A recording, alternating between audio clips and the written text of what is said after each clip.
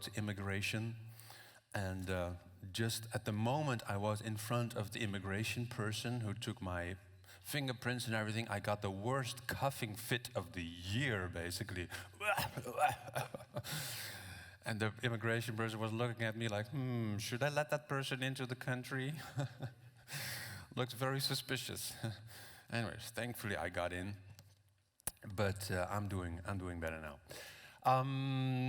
So I am happy that I got here. Some people seem to have problems here in Paris with transport. I admit it was a bit crowded in the metro, but at least I was unable to fall over. That was a good thing. I'm happy that I arrived. A few people know me from this book, Manage with 3.0, that I wrote a couple of years ago. 10 years ago already. That sort of made me famous, quote unquote, in the agile world. It describes the role of the leader in the agile organization. I wrote this little book, How to Change the World, as a self-publishing experiment. You can get it for free. Just go to that URL, subscribe to my mailing list, download the book, and unsubscribe. Easy. Anyone can do that. That's simple. Okay? And then I wrote Managing for Happiness, which I am not going to talk about. I'm going to talk about other things tonight. And it starts with this picture. It's one of my favorite introductory pictures about the music industry. I am so old that I remember what happened over there off screen. The 80s is my favorite era of music, disco dancing. But the picture starts at the 90s when CDs became a big thing. A little bit of patriotism there. Philips played a big role there. Yeah, Dutch company. I'm from the Netherlands, so a little bit proud of that. And then in 1999, as you can see, something happened that caused revenues to collapse in the industry. Does anyone remember what happened in 1999? Napster happened, yes. Illegal downloads of MP3 music songs. And some people say that the illegal downloads did not really have an effect on sales because those people were not buying CDs anyways. But then others say, well, what happened then at exactly that moment? What a coincidence that revenue started collapsing. A little bit later, we got iTunes, legal downloads, the green part, and then Spotify, Deezer, Pandora, all those platforms. They came a bit later. And some say that they saved the industry, basically, because it's going back up again. Yay. And I use this picture as an example of the amount of change in a short amount of time in one particular industry. For decades, we only had vinyl to carry music around. And before that, there was no technology for capturing music. So, of course, this worries managers around the world, and not only managers, I think, that there's more and more change. You can see in a picture like this that long time ago, technologies took quite a while to get adopted in the wider market, among the public. But nowadays, with tablets and smartphones and social media, it is just like goes bang. Before you know it, you have a new technology ruling everything. So this goes faster and faster, and this is a problem for many companies. Clayton Christensen is much more famous than I am. He wrote a book called The Innovators Dilemma. He says this happens again and again, that in any industry, you have these leaders, like in the music industry, there was Philips and Sony Music and Warner. They made a lot of money with CDs, and they improved their products. CDs did get better over time. They call that sustaining innovation, making an existing product better. But then you get new disruptors, startups, from outside of the industry. They come up with completely new business models. And they start with products that are worse quality, like when you downloaded music from the internet, it was low bit rate and bad quality, and then you had to wait for an hour, and then it was the wrong version, the Portuguese version. Oh my God, you had to start all over again. But it was fun. It was instant gratification. And then these young ones, they improve faster, and we call that disruptive innovation. So how can we have both? How can we, on the one hand, innovate our current products and execute on them and specialize and centralize and exploit and milk the cow, basically, on that side. But on the other hand, we also want to innovate in disruptive ideas, in the newer products and services. We want to explore and decentralize and experiment and everything. We want it both. We want, as the British say, we want to have our cake and eat it. Right? We want to be in the European Union and out of the European Union at the same time. We want it all. Yeah. It's a very British approach, I think. So, so how can we have a startup culture and at the same time we don't want to give up on our scale-up culture because that's how we make all our money. We don't want to just replace it. We want both. That is the innovator's dilemma. Where do we put our investments? Well, we have some examples of people trying this. I was part of an innovation committee once. Maybe you have seen innovation committees in companies. Yeah. I was the CIO of a company with 200 people, and there was a CTO and a marketing manager, and there was an idea box, and people submitted ideas to the idea box. And then we, once per month, looked at the ideas, and we looked at the first idea. That didn't make any sense. Next idea, that makes a lot of sense. And it cost €1 billion, so we cannot afford that.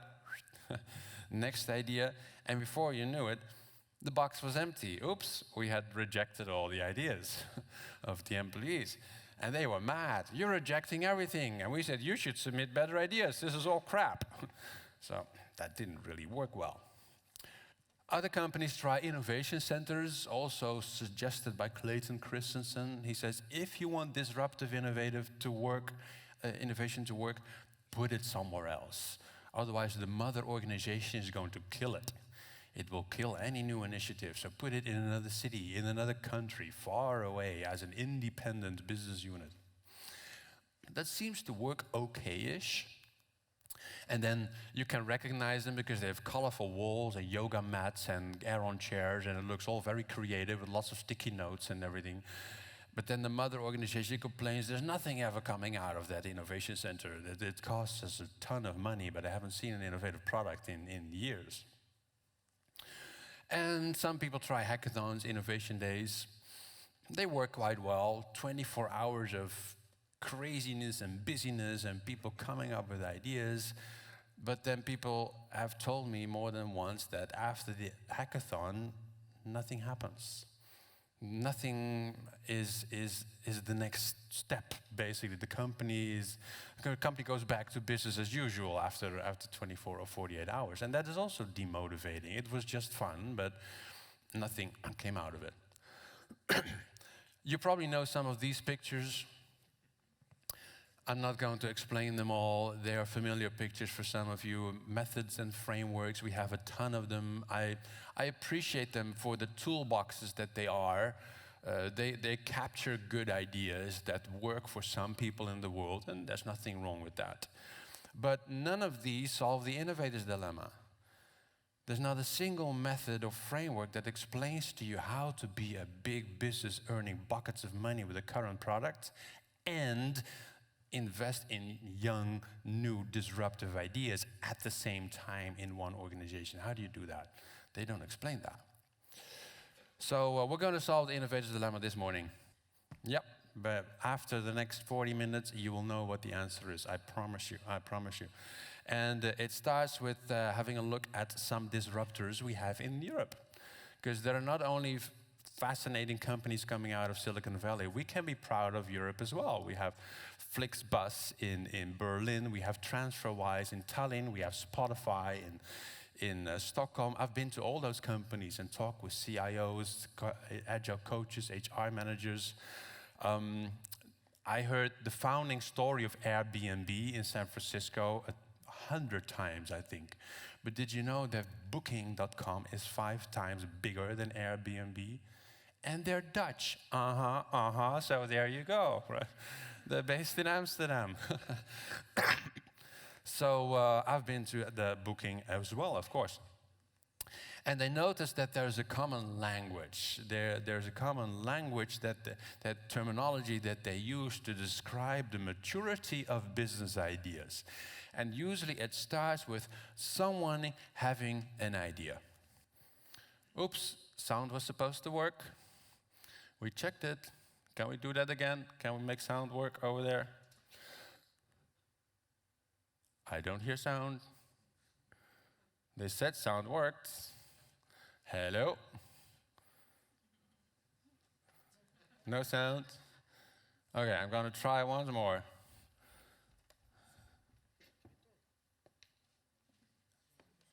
We tested this. Yes, thank you so much. All right. iPod, 1,000 songs in your pocket. Awesome. Can you keep it on so that we don't have the same ritual with the next 3 videos? That would be awesome. Thank you. So product vision. It starts with someone having a product vision. Steve Jobs, in this case, had this idea of it should be possible to make an MP3 player that people understand. Because there were already like 30 MP3 players and they were all far too technical for people to use. So he was successful at that. 1,000 songs in your pocket. I had just 25 songs in my pocket at the time. Sony Walkman or whatever I had. So 1,000 songs, that's like, whoa, that's like amazing. Nowadays, people have 1 billion songs in their pocket, and my daughter is like, Spotify doesn't have my favorite album. Spotify sucks. Gosh, spoiled brat, amazing. You just imagine what I had to cope with just 20 years ago. Anyways, so that's the first stage. And then the second stage is expedition. You should go out and figure out if your idea makes sense. Is your idea solving somebody's problem? This stage has been skipped by, I think, the entire cryptocurrency blockchain world out there. Lots of technical people falling in love with the technology, and they started coding right away, imagining the problems that they would solve. The only ones interested in that were cryptocurrency speculators, right? There was not an actual problem being solved for anyone. So you have to go out and test problem solution fit, is what they call it. Is your solution solving somebody's problem? For example, I like talking about coffee. I'm warning you, I'm a coffee addict, so there are some coffee examples here. Suppose you want to start a new coffee bar. And you think, okay, I want to start my new coffee bar in a side street, somewhere in my town. I want to know what the best location is for my coffee bar, and I think the best location is in side street. That's an assumption. That's a risky assumption. Maybe it's the wrong street. So I should not hire a place which is rather expensive before I know that there is enough demand for coffee, that I'm solving somebody's problem there. What I could do is I could sell coffee from a mobile coffee cart, for example. That would be a reasonable test. You can rent these carts. I've seen them. You can just get a cart, be there for a day, sell espressos and cappuccinos, and then count the amount that you sell. And you can say, well, if I sell fewer than 50 coffees, I failed. Yay, I learned that this is the wrong street. I could try another street. I know a cart in Brussels that did this testing. They went around Brussels and they ended up right between a metro station and a student campus. That was the perfect place, they found out, for their coffee place. So they tested where's the most demand. This is a lean experiment, right? What is the simplest experiment you can do to test if someone actually wants your product? Now the next stage, you have validated problem solution fit. You know this is a good street. Now you need money to open the shop. Now you need money for decoration, buying your own espresso machines or whatever. You need a team of baristas. We call it vision founders fit. You might need angel investors putting money in your startup, or as an internal startup, you need a budget from your CEO, from the innovation board to invest in a product idea and start iterating. You probably need a lean canvas, a simple tool to figure out what experiments do I need to run. For me, the lean canvas is just categories of experiments to run. You need experiments for the problem. You need experiments for the solution. You need experiments for customer segments. Lots of things that you need to test in this stage to figure out what is my business model going to be. And then stage 4. This is the most difficult according to some startups. Product market fit. It is a very famous term in the startup scene. Can we now make a product that people actually use? Because it is very easy to get false positives in problem-solution fit, where people say, yeah, I would love your product. If you buy it, if you make it, I will buy. But then when you actually have the product, they're like, well, maybe not. I'm too busy, whatever. That's super annoying. It's like you want to open a gym and everyone says, yeah, I will come to your gym. I need to exercise. I will be there for sure. And then you open your gym and nobody comes. So annoying. So, yeah, too busy picking up the kids, watching Netflix, costs a lot of time, yeah. So, product market fit is making a product that actually works. Having a minimal viable product of the high fidelity type. That means there is actually a product that you offer to your customers. Before, it was an MVP of the low fidelity type. In problem solution fit, you were just faking products, like with mock-ups and prototypes and 3D models or whatever, or a mobile coffee cart. But now you actually have a product and you're going to iterate. Now, this is, as I said, this is the most difficult stage, and we can have entire sessions about that topic, but I'm not going to do that. I'm first going to explain the life cycles of the maturity stages. Stage 5 is stabilization. Suppose you have tested the product and people are actually using it, which is a lot of work.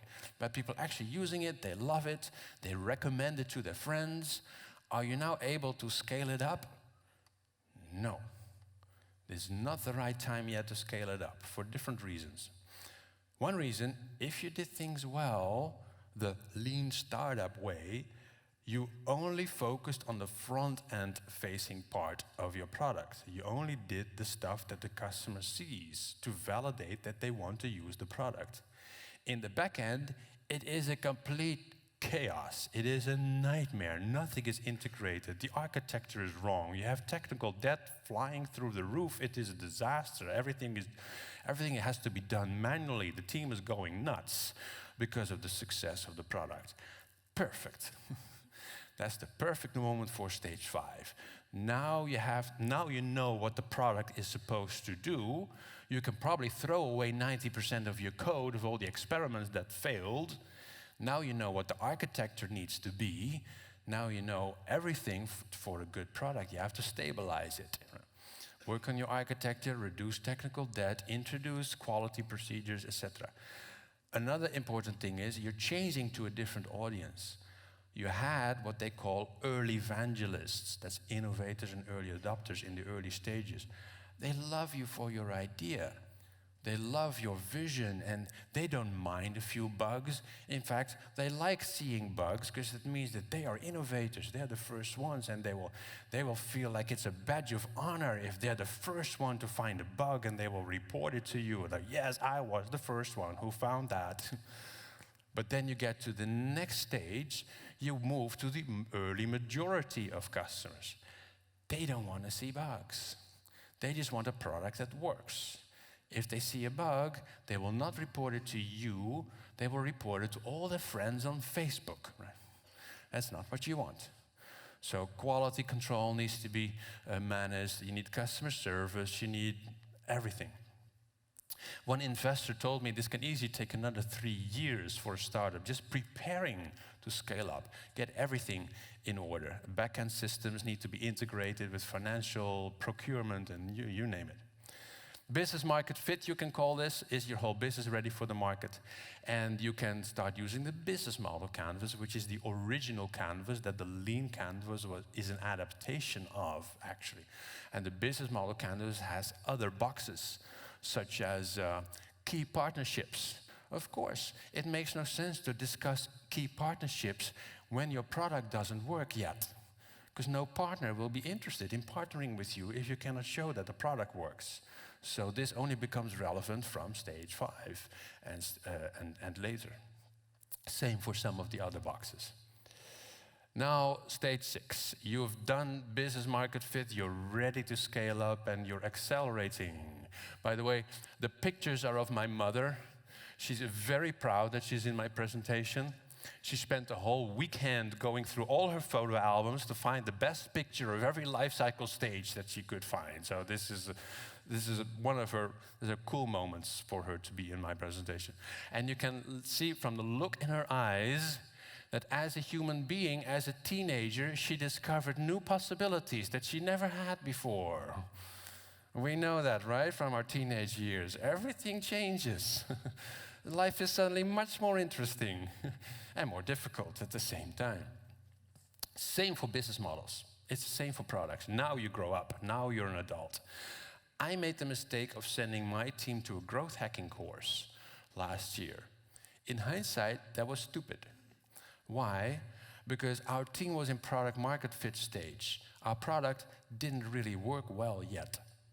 And growth hacking is all about endlessly tweaking all the messages and the buttons and the colors and the fonts and the text and everything to optimize conversion rates. The premise is that you need to have something that works in principle. It just needs to be relentlessly optimized to be 1,000 times more effective. But we had something that was not effective at all. So 1,000 times 0 is 0, right?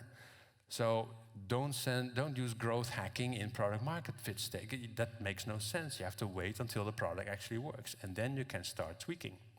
So practices have their place in the life cycle stages, and I will get back to that in a moment. Crystallization, or finishing the life cycle stages, this is where you rule the world. You're now number 1, number 2. Everyone knows you. Spotify is now in stage 7. At this stage, you need to be profitable. Stage 6, you can still lose a lot of money. Basically, Elon Musk is in stage 6 with all his companies, scaling up, losing tons of money, but investors still believe in him. As long as he can keep that belief, he's okay, right? But stage 7 is you need to be profitable by this point. And the Spotify is there since early this year. Stage 8 is midlife crisis for the product. Dressing in colorful clothes is midlife crisis. Yeah. If a product appears in 16 different colors, you know that the end is in sight. Right? They ran out of ideas. What else can we do with our product? Oh, we don't have a pink version yet. We don't have a blue version either. Why not the entire rainbow? What a great idea. Okay, there we go. That's midlife crisis for your product. Stage 9 is beginning of the end. It goes down. You're probably losing money again because people are just walking away. You're not ready to give up on the product. You support it still, but you know, okay, it will happen soon. And then stage 10, okay, that's it. Let's make it a project to end everything nicely, and it is done. So these are 10 life cycle stages. And this is a normal pattern. This is the archetypical life cycle of any product, service, or business model. In the beginning, we explore. We try to do the right thing. We figure out what is the right product to make. And then in the later stages, we execute on that. And we do that thing right. We do that thing with high quality and efficiency and low cost, etc. But it always goes through these life cycle stages. In the games industry, I was at Rovio in Helsinki, the makers of Angry Birds. They said this can happen in a few years. The entire cycle for one game, from the first idea to the moment they kill it and had a successful life, 2-3 years, done. Nobody plays it anymore for some of the mobile games, for example. But for an insurance product, this could take a century, maybe more. It really depends on the kind of industry, how long these cycles are. This is the iPod curve. You can see Apple, this is early stages, product market fit, fast scaling, yay, we rule the world. Stage 7, oh my God, what do you do? Let's make a pink version, all the way to here, dead. iPod sales. And as I said, the practice depends on life cycle stage. This is a cute picture of my family when we were young. Look at the sexy pants that I had when I was 10 years old. I started that trend, I can tell you. I'm a trendsetter. This is my little brother, Jeroen. On the look on his face, you can see he was planning something devious again. Oh, my little brother. He was always like that. But he asked my mother, he said it was unfair, he thought it was unfair that his older brother, Jurgen, was allowed to come home anytime he wanted. I could come home anytime I wanted, but he had to be home at 6. It was so unfair. Well, first of all, my mother said, Jurgen is 3 years older. Different rules apply to him. And second, maybe you can get the same rules as Jurgen if at least for a year I don't have to pick you up from the police station anymore. That's my little brother. He's okay now, by the way, so that's why I can joke about it. So, I'll give you examples. You heard the term OKRs just this morning in the keynote. Super popular practice in the agile world. Very useful. I read the book, and I love it too. But one thing, it can take quite some effort to introduce this in a larger organization. It is a bit complicated. But I noticed in the startup world, nobody talks about OKRs. I haven't heard it a single time. Over there, everyone talks about the North Star metric. That's a different paradigm, much simpler. The one metric that rules them all. The one metric that the self-organizing team should focus on. It could be anything. It could be daily active users. It could be monthly recurring revenues. You can choose for a couple of months what to focus on, as long as you have laser focus on one thing. And then think, okay, why can we not do both? Why can we not do the North Star metric with the young ones in the company, the young business models that are still startups, that are still trying to figure out what product they are making over there? But once they grow up, they have to play with the adults and do the slightly more complicated thing, which is OKRs. That's what the adults do. Why do we always preach the same methods and practices to everyone in the whole company without even trying to understand where they are in their life cycle stages? Because the advice for the adults makes no sense for the kids. It also maybe makes no sense for the senior citizens. We have to understand that. So different ages need different practices. And that's the first key to solving the Innovators Dilemma, is use the business life cycle. Practices depend on the business model maturity. That is something we have to remember. Okay, let's see what the second key is about. I'm sure some of you know this picture, the design thinking process by D-School. I have a bit of a problem with this picture. I have no problem with design thinking. I love design thinking. I talk with design thinkers, read the books, and try a bit myself. I just don't like this picture. Does anyone know why I don't like this picture? Sequential, yeah, it looks sequential. It's not how it is intended. This is just somebody's interpretation of design thinking, and the interpretation is false. It pretends as if it is a neat step-by-step sequence of 5 steps. They don't mean it. They say, no, everything is circular. The same with this picture by the Design Thinking Council in the UK. It has 4 steps after each other. The same with this one, design sprint process. Okay, it is a sprint, so you're supposed to do this a number of times, but within the 1 week, there's a very clear designation of what each day is about. Day 1 is understand, day 2 is diverge, day 3 is decide. It is useful for some people, but the interpretation is sometimes a bit too waterfallish. I like this picture, the lean startup, but I have another problem with this picture. There seems to be something missing, in my opinion. Anyone care to guess what is missing? No. It says build, measure, learn. Build what? Where do the ideas come from that you start building? Do they just come falling out of the sky? No, the lean startuppers say you have to get out of the building.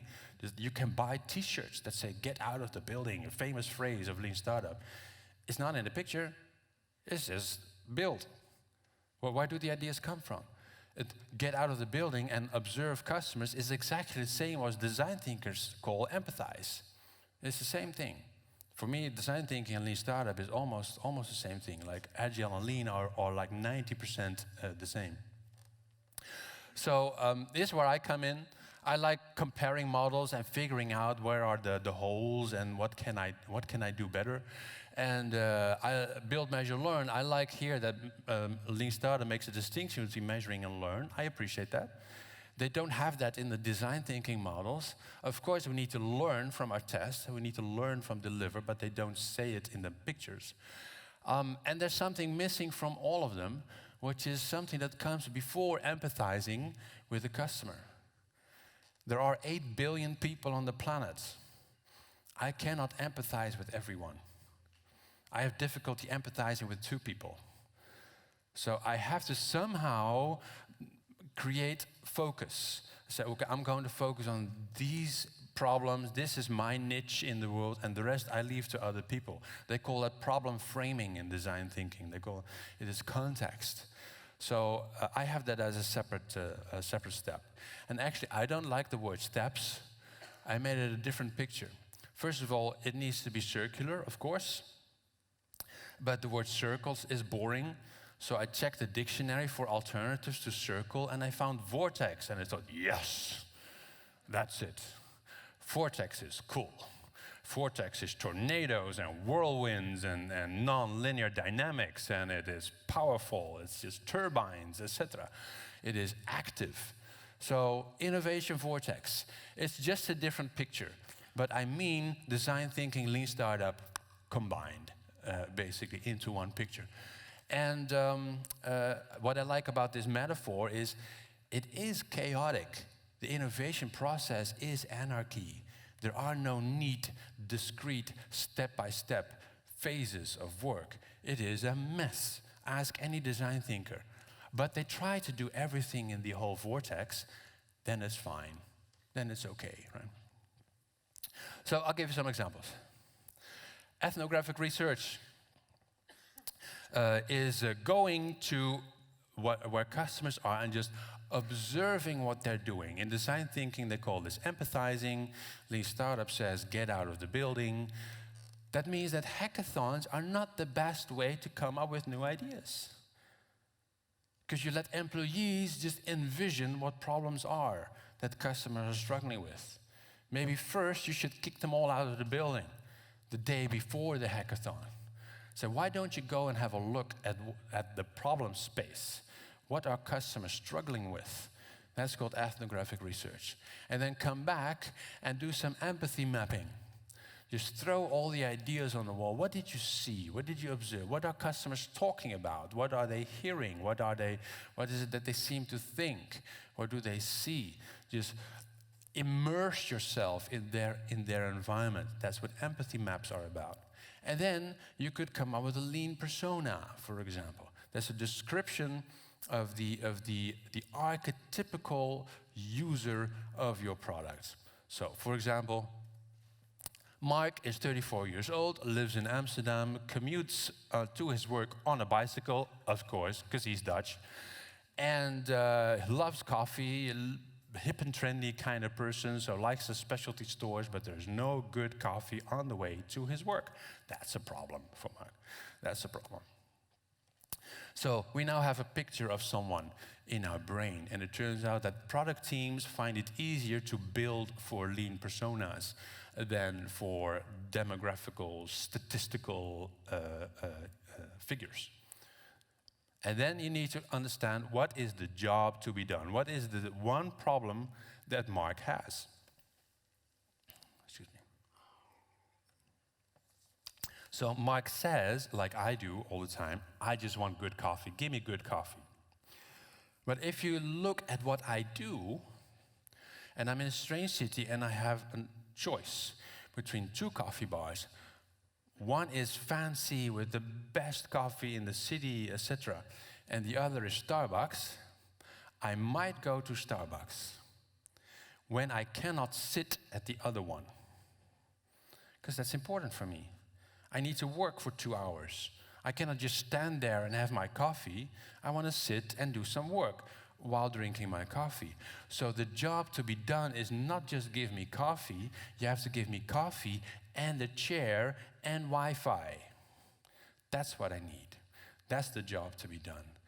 Sometimes Starbucks does that better than the other coffee. They understand that the coffee just has to be barely good enough and comfortable chairs and Wi-Fi connectivity. That is the job to be done that you need to figure out. Because you should not just listen to what customers say. That is the big problem that we have always seen, I think, in Agile since the beginning. It made this assumption that we just process the requirements as offered by customers. Customers don't even know what they want. You have to look at what they're doing to realize what they really need. That is what design thinking is about. That's what Lean Startup is about. Go beyond the requirements that they offer you. And then the value proposition canvas can be used to compare that product vision you have on the one hand with the lean persona and the customer's jobs on the other. And in the middle, your backlog emerges. Right? The connection between the pain relief and the gain creation, etc. This is where all the ideas come. Like maybe we can offer this kind of coffee, maybe these kinds of chairs, maybe this kind of ambience in our coffee bar. And then we can start testing those features. With the Lean Lean Experiment template, for example, I showed you that before. So where does all that sit in the innovation vortex? Well, get out of the building and is empathizing, and empathy mapping, same, and then lean personas and job to be done, that sits over there, and then a value proposition canvas that sits over here, and lean experiments that sits over there. So we have already covered 2/3 of the vortex with just a few of these practices. I don't care that you do one on Tuesday, one on Wednesday, one on Thursday, whatever. Just try to cover the vortex. That's innovation. I have an example of the last streams of the vortex as well. Journey mapping. I did some journey mapping with my team a couple of months ago.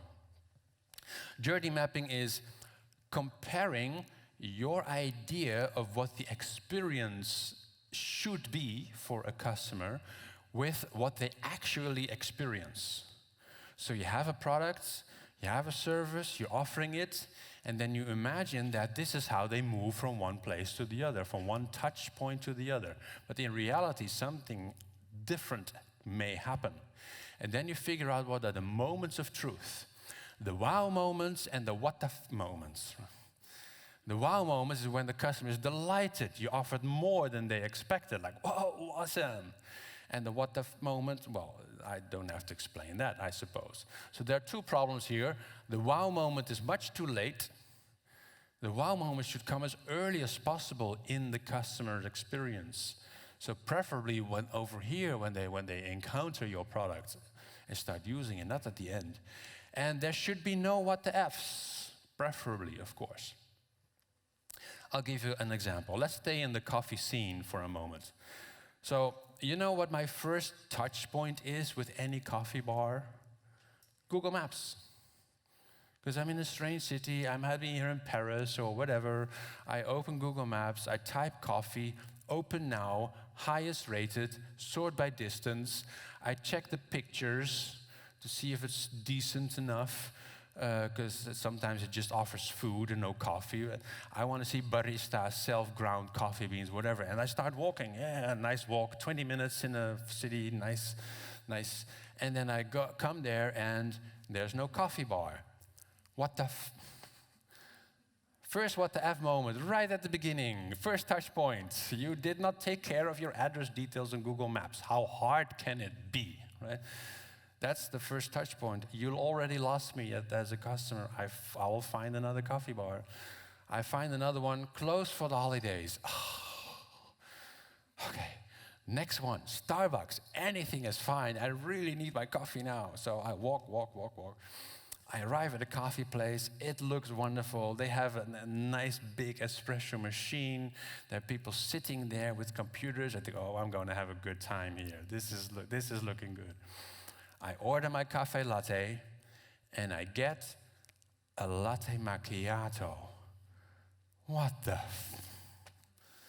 Okay, so for those who do not understand what the difference is, this is a very important part of the presentation, okay? Here we go.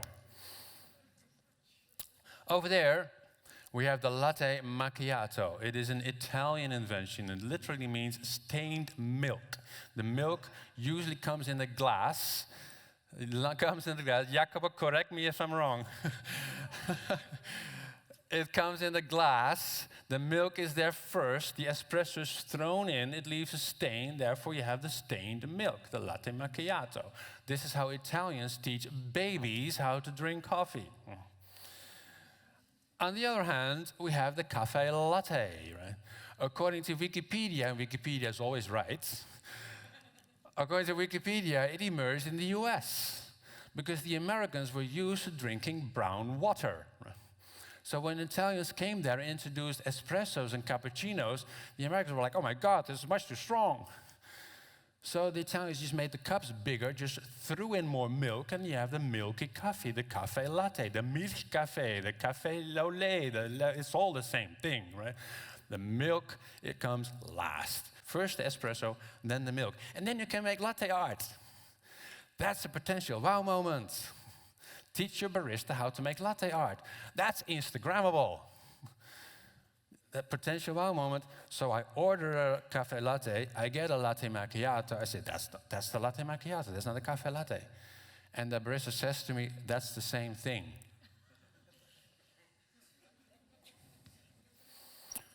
Well, I tell the barista, if that's the same thing, then a barista is the same as a plumber. You obviously don't care about the order of the fluids, which is crucial for anyone who loves coffee.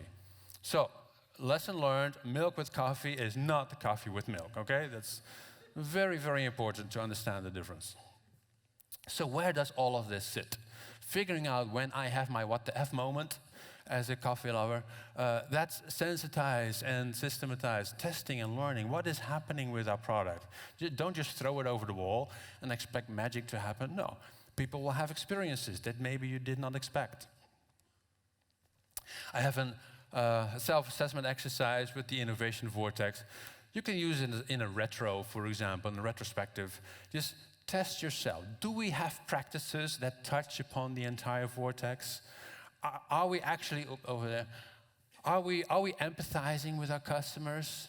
Are we coming up with ideas over there, hypotheses? Do we test what is actually happening with the product and how people experience it? Do we have stuff going on everywhere? It is good to reflect on that every now and then. And then we have exploration on this side, execution there. We have disruptive innovation is what the kids do, and sustaining innovation is what the adult business models do over there. And it moves gradually from disruptive to sustaining. And the key is the innovation vortex always spins. You're always design thinking, being lean and agile, etc., etc. You iterate all the time. It never stops. Only the type of iteration and increments is different here than it is over there. You might have a self-organizing team of just 5 people as a startup here, but you might have 500 people if you're over here, just maintaining one and the same business model. And the biggest risk here is not being profitable anymore. That's the biggest risk for a company, not being profitable, because that means you move to stage 9. You know. The biggest risk here is not profits, it's making a product that nobody wants. That's an entirely different risk pattern. You'll need very different practices for that. So, use the innovation vortex, gradually shift from disruptive innovation to sustaining innovation. Last part. I told you about the Innovation Steering Committee. One thing that I did wrong is I was trying to predict which of the ideas in the idea box would be the winning idea. Doesn't work. Doesn't work like that. Robert Cooper explains why. The first thing to remember is it's a bit like playing poker. When you sit down at the poker table and you start betting, you don't put all your money on the table. You put maybe $2 or €2, and you get a few cards. And then you bet a little bit more money, and you get a few more cards and more information. In other words, New product projects, you never bet all the money at the beginning. It's a stepwise process. It's an incremental commitment. As you learn more, you bet more. This is crucial. With new products, you never bet all the money in the beginning. Only an insane person would do that, because you have no information when it is just an idea in an idea box. You have to get information. In Lean Startup, they call it validated learning. How do you get information? With a little bit of money. And then send them away and tell them, now you go find problem solution fit. When you found it, come back. If you convince me, you get a bit more. And you get vision founders fit. And next stage is product market fit. The further you get, the bigger the budget. This is exactly how the startup scene works. You go back to investors and they give you the next bigger budget, if you succeeded. So I try to see innovation as a pipeline where ideas go in on the one hand. I try to predict which one can come out at the end, but it doesn't work like that. It's like a funnel. It's like Game of Thrones. Season 1, lots of families are contenders for the Iron Throne. And then season by season, more and more families are killed off until by the very end, you have just a few left. That's a very normal pattern. Here's another example. She's living la vida loca. She'll push and pull you down. It sounded like 2 3-year-olds who've got flu trying to sing. I love Simon Cowell's insults, much better than anything I could come up with. But this is Innovation Board 3.0, basically. They do not look at ideas in an idea box, trying to predict which one is the winner. No, they say, you can all start. Just go on stage. At accelerators and incubators, they call it demo days. Just go on stage as a startup and do your thing. What evidence do you have? Traction, retention, daily active users. Just show it. And if we're not impressed, sorry, you go, because we can only continue with a few of you to the next stage. So that is the third key, is create your own great game of business. This is just fundamental risk management. Too many ideas, only a few are actually winners. You have to create a stage-by-stage maturity approach to figure out what those winners are. So how can we have a startup culture but not losing our scale-up culture at the same time? Well, forgive me for this complicated picture. I'm still working on it. But the key principles are all here. We have the stages, 1, 2, 3, 4. There's initialization, first idea, problem solution fit, vision founders fit, product market fit, business market fit, the standard stages that all startups go through. And then here we have the gatekeepers. For external startups, these are investors. But in a bigger corporation, that could be the innovation board. They have budgets per stage, defined how much are we willing to spend on this next layer of innovative ideas. And then they have to come up with a scorecard, just like investors do. How are we going to test them, those ideas? Allowing some of them to go to the next stage. What do they have to show us on demo days? And the hackathon could be a perfect start. I would suggest ethnographic research, actually, before the hackathon. But then the hackathon would be fine. But you need more than just a hackathon. If you do not have a stage-by-stage program defined, why even bother organizing a hackathon? Because everything will die after that anyways. And important, the innovation vortex always rotates. You're always being agile and lean. And I think this is a fundamental thing that maybe we have lost when we moved from waterfall to agile, which is a good thing. We did not only become iterative and incremental, we lost the stage-by-stage approach, which makes total sense when you do risk management. Only in waterfall, the stages were defined incorrectly. As stages, they had idea, business case, design, development, test, done. That doesn't work, indeed. But maybe we threw away the baby with the bathwater, because we still have maturity stages of ideas. Only the definition is completely different. We iterate the hell with design, testing, development within each stage. But still we need to test, do you have problem-solution fit? Do you have vision-founders fit? Do you have product-market fit? Do you have business-market fit? If not, sorry, you're dead. Because we can only continue with a few of you. So, last minute, summarizing. We saw these business frameworks, agile frameworks, lots of good ideas in there, but none of them solve the innovator's dilemma. I think there's still a conversation that we need to have to figure out which parts of SAFe or Spotify model or less, whatever, apply where in that life cycle, and how can we add the game of business, basically, what happens after the hackathon. All of these ideas are from books such as these. There's very little that I come up with. I just connect the dots, basically, because the information is rather fragmented. There's good stuff here in Eric Ries's The Startup Way. There's good stuff in Robert Cooper's Winning at Products, and the middle one, The Corporate Startup, is also pretty good. And there are other books where I found pieces of the puzzle, basically, and I'm trying to complete the puzzle to figure out how to solve the innovator's dilemma. I like this metaphor. For me, a product is like one organism, right? It starts up, it scales up, and it screws up. It applies to all organisms. They all die. All products, business models die after a while. But then the species is like the organization. It should consist of many of these individual organisms, right? And together, they make sure that the species evolves and can live for a very, very long time, maybe almost forever. And together, those species work in the larger ecosystem that in business we call the economy. So the only way not to be disrupted is to disrupt yourself, like Apple does, basically constantly trying to reinvent itself with newer products and services. And go forth and make more babies. Sorry, I mean startups. That's a very good thing to do.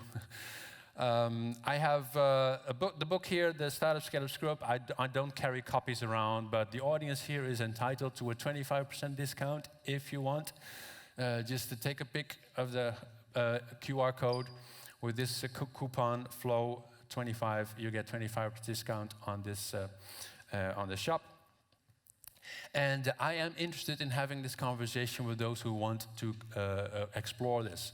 So if you're interested, please join me in the Shift Up program with this URL, because there's a lot more to do. I'm just sharing how far I am right now, but there's a ton more to explore, like how do we define scorecards? How do we define stages after a hackathon? How do we do all this stuff? Because there are examples out there, but we're still in the middle of exploration of how to solve the innovator's dilemma. So thank you very much for listening, and I hope you have a wonderful rest of the FlowCon. Thank you. Whoops. Thank you, Jurgen. Do we have 1 or 2 minutes? Yeah, we have time for 1 or 2 questions if you want to. Okay, we have a few minutes for questions. Anyone has a question? I saw your hand in the back, the first. Run, Forrest, run. Well, thank you for the presentation. I will just have one question I don't see in your presentation, is how do you address the issue of different business model in the same organization? So how do I address the issue of different business models in the same organization? Yeah. Why is that an issue? Because Apple has it, for example. Yeah, in your presentation, what I understood is that you basically fit the organization with the business model and the business stage. If you have different business model with different business stage within one organization, you may have something that didn't fit well. Okay, so for as far as I understand your question, so let's go back to the picture here. These are in principle different business models, different products and services. These two, they're profitable, okay? They could be a very similar business model, but they could also be very different. Like this could be the iPhone that's earning money on products, and this could be iTunes, which is earning money through fees on products being sold on that platform. But they could both be in stage 7. We have other business models emerging here because they have Apple Plus TV, for example. It's younger. It is somewhere here. It's not even scaling up yet, I think.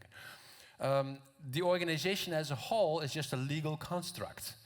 We have some stuff, perhaps outside of the main business models, like HR, maybe procurement, maybe other stuff, that these use to be more efficient, because the biggest risk for them is not being profitable anymore. So it makes sense to optimize and to delegate some things to the corporate level, to do it for everyone.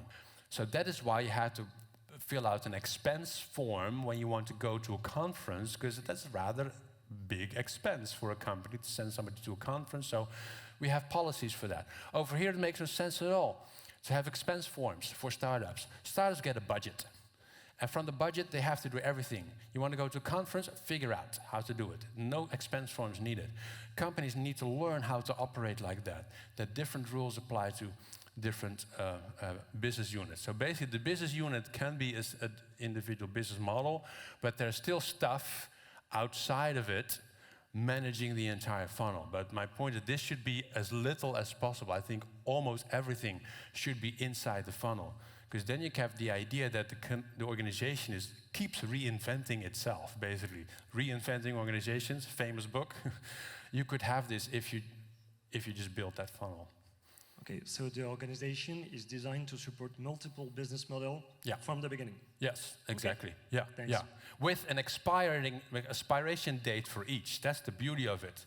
Because even if you create a business model here and you make a structure, like you implement SAFe here, you might implement Spotify model there, whatever, because structure depends on the business model. Form follows function.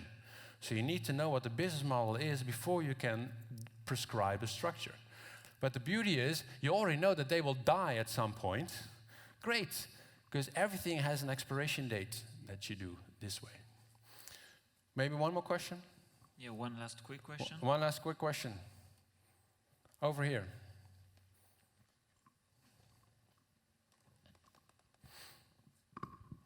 Hello. Hey.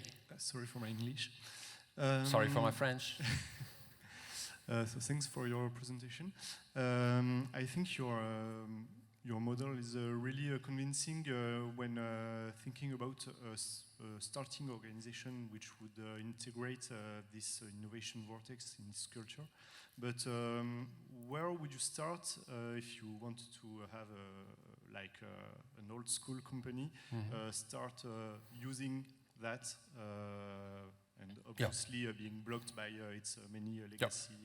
Okay, well, I'll try to answer this briefly as I can. So if you have an old organization that is completely outside the funnel, you should identify what are the business models that we are operating here. Probably the organization has more than one way in which it makes money. Come up with a separation there first and figure out where they are. And for some of those, you will find that maybe they're in stage 8 or stage 9. You know what? Let's just leave them be, because they will die at some point. I don't try to change my grandparents anymore. I just love them for the fact that they got as old as they are now, right? So let's not try to change them. It's a waste of effort. Focus all your energy on the new ideas that are being suggested. And then these will die anyways. That's fine. Just leave them. It makes sense focusing on 7 and 8. Those are the big money makers. But the change that you can introduce for them, changing adults, is much more difficult than changing the kids. So focus your energy on the kids, help them a little bit with their midlife crisis. This is how you can exercise, this you can live a little bit longer, and forget about the senior citizens. Just love them for where they are. Thank you. Thank you all, everyone.